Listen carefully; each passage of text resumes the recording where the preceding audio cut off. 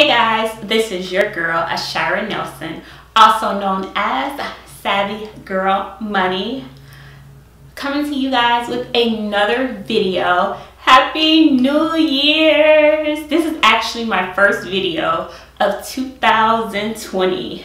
I don't know when it's going to actually be uploaded, but this is the first time I'll be recording in 2020. I'm so excited about this year. I feel like for myself, my career, for Savvy Girl Money, 2019 was like all about laying the foundation. So I'm just ready to take off, to soar in 2020, this like new decade. Just gotta look out for your girl because I have like so many moving parts, so many things going on, and I'm so excited. I'm just ready to kill it. So today I want to talk about tips on how to merge your finances with your spouse. Here's a little backstory on why I selected this topic.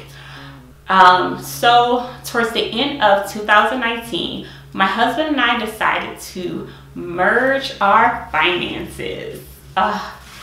Seemed like such a huge step because we've been married for a little over 3 years, and we just never made it like really a priority. I have been budgeting since 2017, and I started to budget because I needed help. Like truly, I needed help when it came to my finances, knowing my numbers, in order to become student loan debt free. So that's why I started budgeting. I realized that I didn't know my numbers. I thought I was really good at money, but budgeting allowed me to really see my potential of what I can do. Here's what I mean. I was bringing home my income. I thought that I could only pay $250 towards my student loans each month. My budget quickly gave me a reality check and let me know, no, you can spend way more than that. Cut out all the miscellaneous things, the unnecessary things, and just handle your monthly expenses and your student loans, and you can actually pay $1,000. That's what my budget helped me do. It just gave me the light. It allowed me to truly know my numbers. So today, like I said, I want to give you guys tips on merging your finances with your spouse. We did that, like, honestly guys, within the last month, and it has been awesome so far. We're still in the beginning stages. I'll definitely first put that out there, but I want to tell you guys how it's going as we go through each month. I'm going to bring my husband on and definitely share from his point of view. I don't want to give too much away because I want him to be as raw and authentic with you guys as possible, but I will say that it was hard at first. Those initial conversations were not easy as we had thought it would be. One thing I'll tell you is because my timing was always wrong. When I tried to bring up the conversations of like, let's start budgeting. Let me tell you guys how I did it. So we would be in the bed watching TV after working, after putting our daughter down, and then I would just randomly say about that budget. Let's get our budget number. It just wasn't the time. I just always had bad timing. So I quickly learned that. But let me jump into these tips. So the first tip I'll say is to open up a joint bank account. For us, we already had this. We actually got this right after we got married. The next month after we got married, we opened up a Huntington bank account. So far it's been great. I would say we opened up that bank account because it's convenient. It's right down the street from our house, and it works for us for now. I'm not saying in the future, as we learn each other and our budgeting styles and what works for us, and as we're trying to improve our budgeting system, that we might not change it. But for now, we have a joint bank account with Huntington Bank. So make sure you open up your joint bank account. And then tip number 2, go update your banking information with your HR department or your human resource department at your job. We had to do that right when we decided to start budgeting. I started a new job, so I just put in our 100% of my income to go to our joint bank account, and he had to go to his HR department and actually update this information. Luckily, his company used the ADP app, so he was able to just go right in and update that information. Third thing, you want to sit down and create a budget and make sure this is a scheduled event.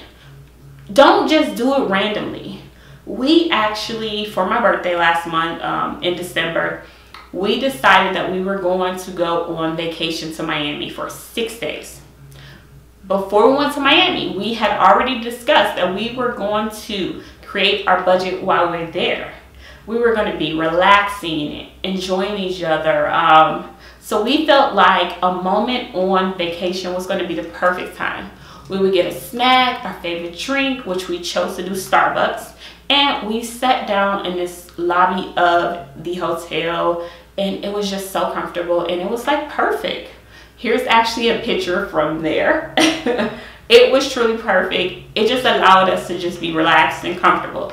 And my advice, make sure you schedule this out. You don't want to just randomly hit your spouse with this, especially if you are the passionate spouse about budgeting and finances and all of that good stuff. Don't overwhelm them by just randomly bringing it up.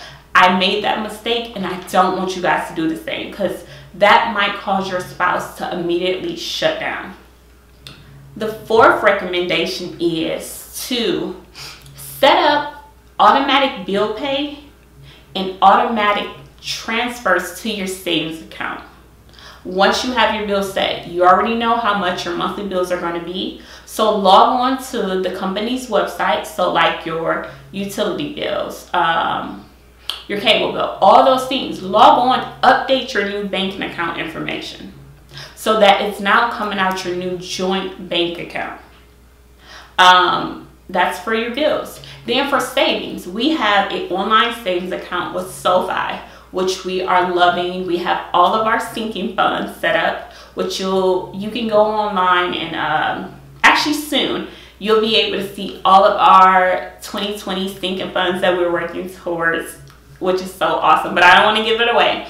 But we set up our sinking funds through our online SoFi account, and we have a certain amount automatically transferred each pay. Just automatically go in there, and from there we're able to fund all of our different votes. That's what SoFi has. SoFi has these awesome votes where you can like save for a certain cause, and it's just awesome. So set up that automatic bill pay, automatic transfer to your bank account right from that main joint account. And my fifth and final tip is to close down your old bank accounts that you no longer need. For us, I actually have the old bank account.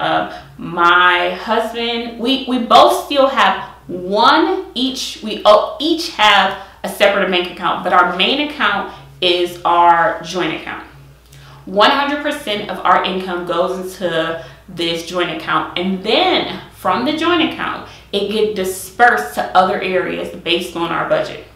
So 100% goes in, then we're able to transfer, like we have our monthly spending allowance that we gave ourselves based on our budget, based on our conversations that we have with each other. So after the money comes in, it goes off to a Shira or Savvy Girl Money separate account for her miscellaneous expenses.